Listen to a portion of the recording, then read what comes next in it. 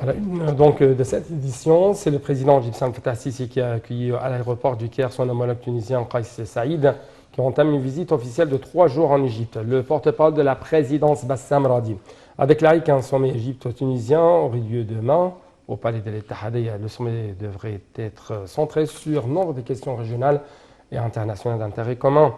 Les deux chefs d'État devront également examiner les moyens de renforcer les relations bilatérales, la coopération mutuelle dans tous les domaines, en particulier le domaine sécuritaire et économique.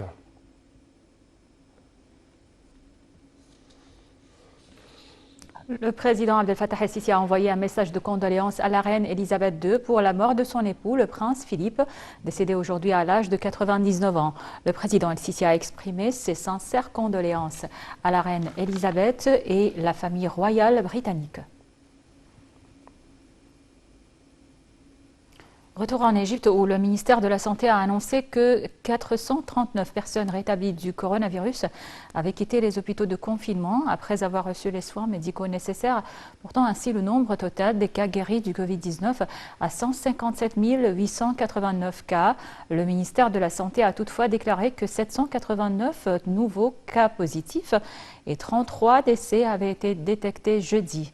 L'Égypte a comptabilisé jusqu'à présent un total de 208 082 cas de contamination, dont 12 323 décès.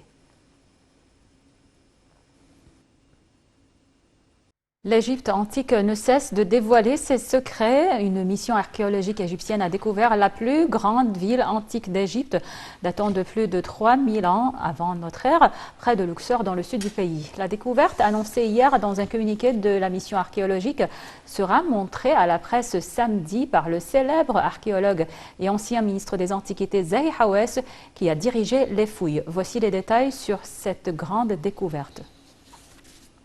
La mission archéologique a découvert une ville ensevelie qui date du règne du roi Amenhotep III et qui a continué d'être utilisée par le roi Toutankhamon, soit il y a 3000 ans, affirme la mission archéologique dans un communiqué.